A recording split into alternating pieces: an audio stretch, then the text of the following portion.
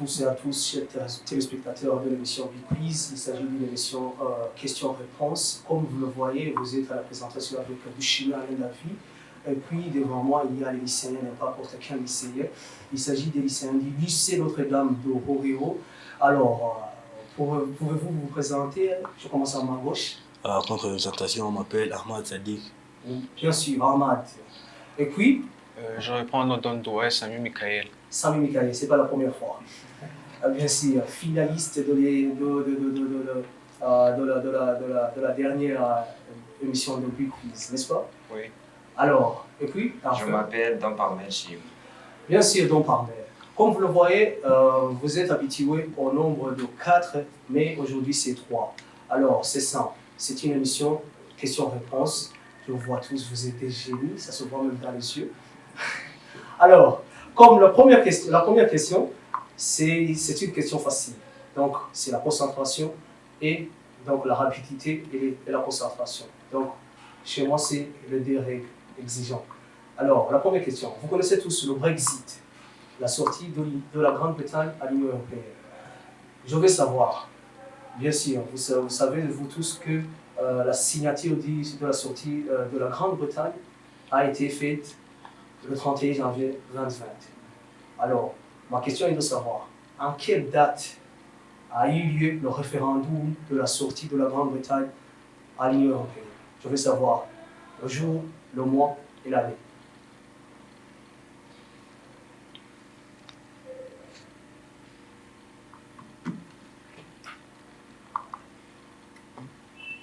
Pas de réponse?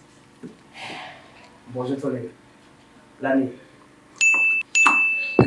2019. Non. Oui. 2018. Non.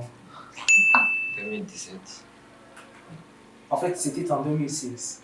C'était proche. C'était le 23 juin 2016, bien sûr, la sortie qui a coûté une démission à l'ancien Premier ministre. Il s'agit bel et bien de David Cameron, succédé par Theresa May. Deuxième question. L'AIPAC. AIPAC. L'AIPAC est un lobby juif américain. Je veux savoir quel est le premier président africain, bien sûr, je précise africain, à être invité dans ce sommet de l'AIPAC.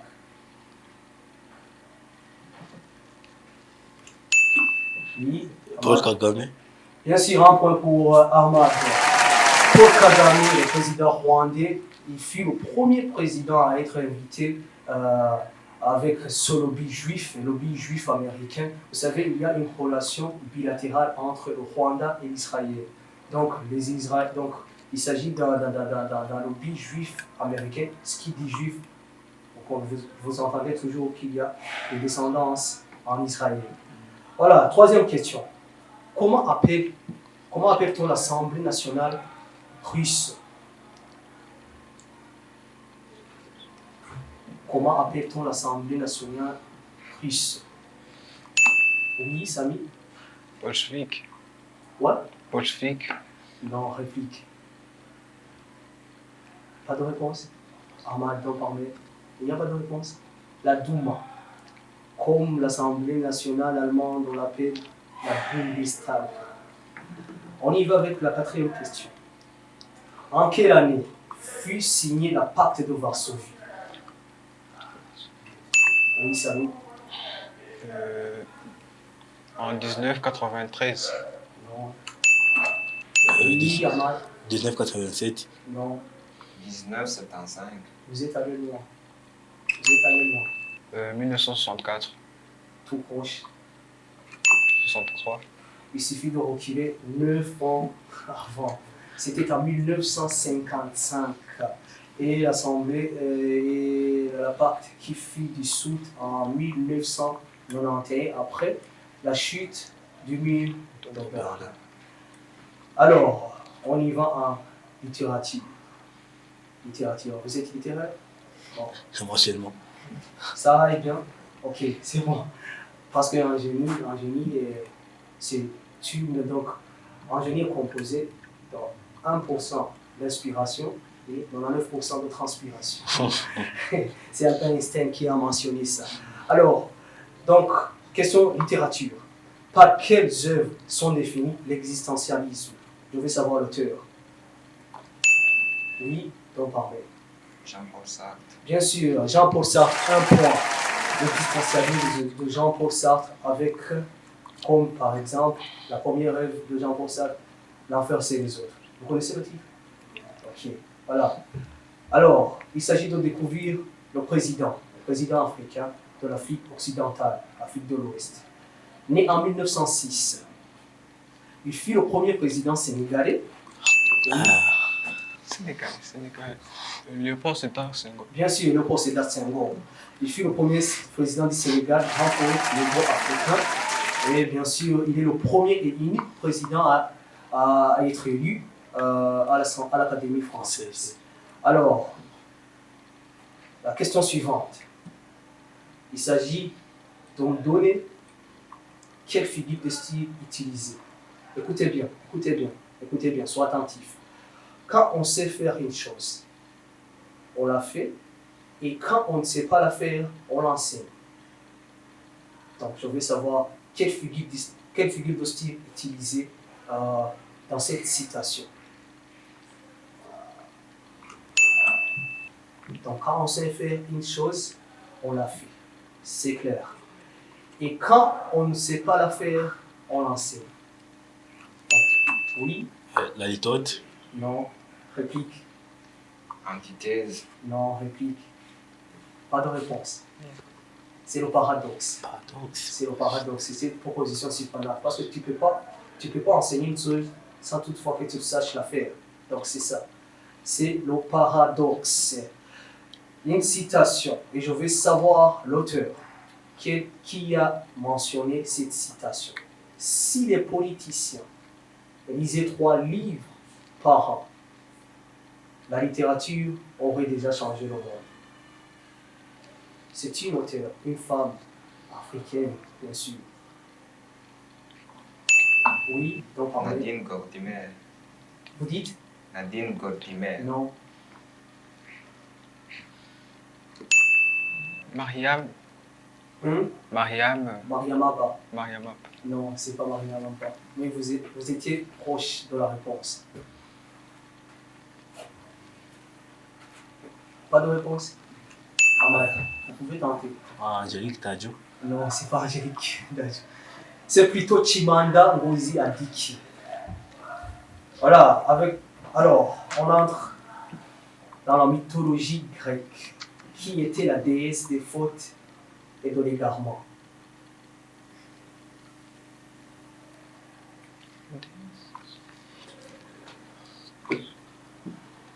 Ok, la question est de savoir, dans la mythologie grecque, qui était la déesse des fautes et de l'égarement? Pas de réponse? 10. La déesse, voilà. C'est pas le dieu, mais c'est la déesse. Un indice. C'est Athée, fille de Zeus. Zeus, roi des dieux grecs. Alors on entre dans la question facile, question simple. En quelle date est célébrée la journée de l'Europe? La date correspond au... Le mois Chang. Oh, oui, Le 6 juin. non. Je vais le jour et le mois. C'est simple.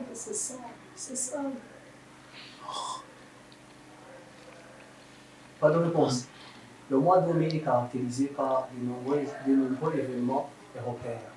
Alors, c'est au début du mois de mai. C'était le 5. Le 5. 5. Ah, j'étais proche. 5 mai, vous étiez proche de la réponse. Alors, question suivante. Tokyo est la capitale japonaise. Écoutez bien. Quel était son nom pendant l'époque ancienne? Oui, Ahmad. Edo. Bien sûr, Edo, 1 point. Voilà, on y va avec la question suivante. Japon toujours. En quelle année le Japon est devenu membre des Nations Unies? En quelle année? Je veux savoir l'année seulement. Oui, Ahmad. 1988. Non, Vous êtes allé. 1945. Ouais. 1945. Non. Samy? 1950. Vous êtes très proche. C'est en 1956. Oh. 13e question. On entre alors avec. Donc nous allons découvrir les États-Unis. Les États-Unis des années antérieures. Alors, les États-Unis d'Amérique ont déjà connu jusqu'à nos jours 4 présidents assassinés. Alors je veux savoir, quel président démocrate catholique des États-Unis d'Amérique oui, dont parlons?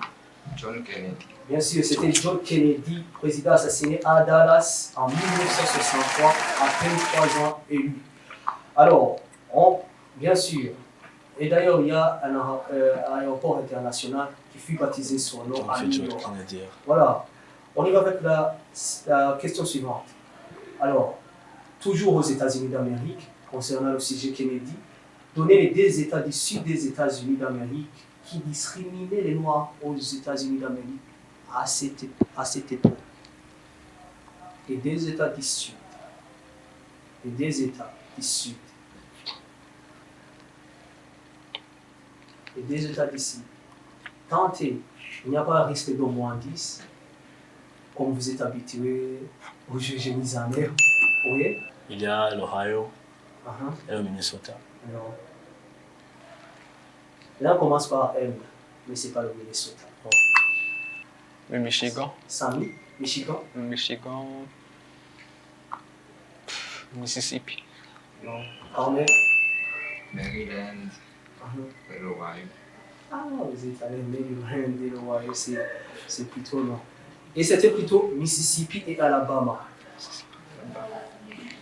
Question suivante, toujours sujet Kennedy, les États-Unis d'Amérique. Dans quel livre, écoutez bien, on parle de l'assassinat de Kennedy? Le premier livre qui fut sorti après l'assassinat de John Kennedy. Quel est le titre de ce livre?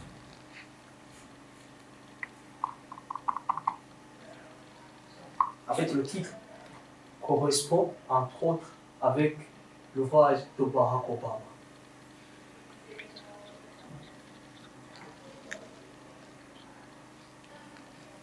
Je vous ai donné un indice. Pas de réponse? Ahmad, Samy, non parmi. Pas de réponse. Profiles in Courage. Toujours aux États-Unis, bien sûr. Je veux savoir le surnom de l'État des États-Unis. Oui, là, je n'avais pas terminé ma question. Oui. Ah, vous pouvez terminer?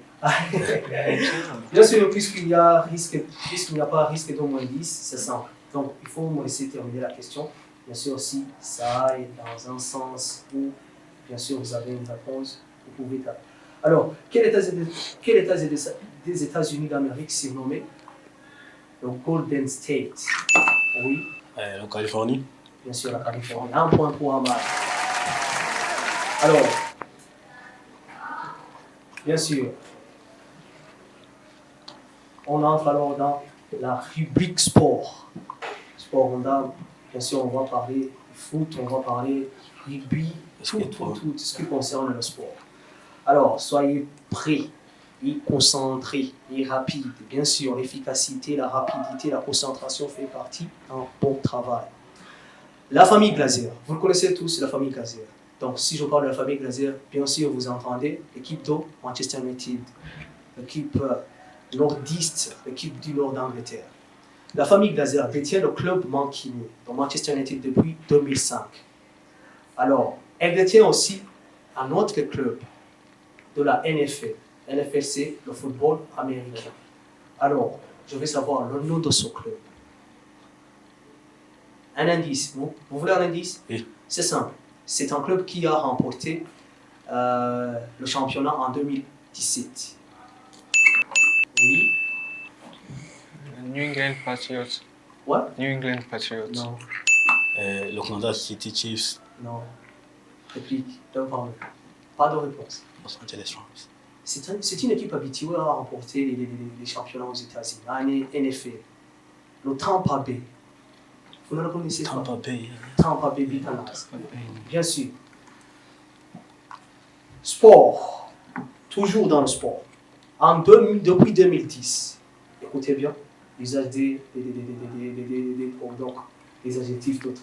Depuis 2010, les Colchoneros, c'est un sobriquet qu'on attribue au Madrilène, pas le Real, mais l'Atlético Madrid. Oui, Voilà, les Colchoneros ont 3 fois la Ligue Europa, donc ont remporté 3 fois la Ligue Europa, à l'époque anciennement appelée la Coupe de l'UEFA. Alors, en quelle année le club madrilène a-t-il décroché son premier trophée européen? Donc, que ce soit la Ligue Europa, vous savez qu'ils n'ont pas jamais remporté la Ligue des Champions. En quelle année? 2011. Non. 2012. Non. 2010. Oui, en 2012, ils ont remporté la Ligue Europa, mais c'était la 3e fois. Ok. Ouais. 2010. Non, oui, bien sûr, 2010, c'était leur 2e fois. C'était en 1962. J'ai compliqué un peu la question. Alors, avant-dernière question. Comment appelle-t-on? Bon, c'est une question qui est en rapport avec... vous suivez l'émission Inside Sport qui passe toujours sur... Ouais? Ok. Voilà, c'est une émission Inside Sport. C'est une émission qui passe toujours au BTV de 10h à 11h tous les samedis. Donc, on décortique tout ce qui est en rapport avec le sport. Comment appelle-t-on le premier ballon? Le premier ballon joué au mondial de l'Uruguay. Le nom. Je veux le nom de ce ballon. En 2010, vous savez tous qu'ils ont joué le Djaboulani. Voilà. Je veux alors le nom de ce ballon.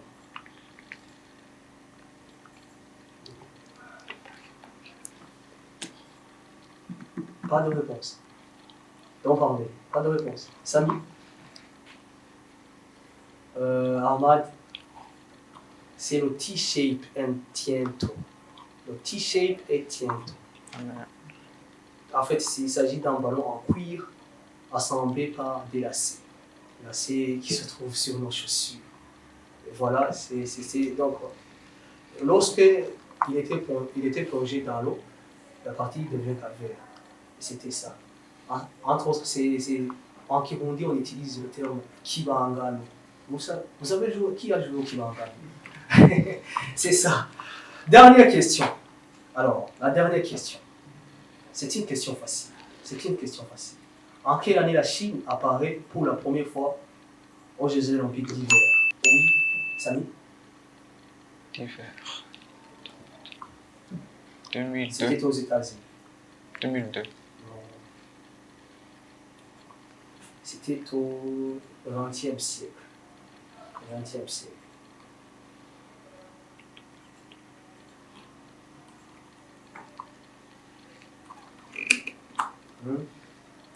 Oui, Ahmad.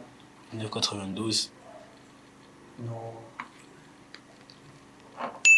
1990. En fait, il fallait arriver 10 ans avant. Donc, c'était en 1980. C'était aux États-Unis d'Amérique, à Lake Placid. Le score, film de le score.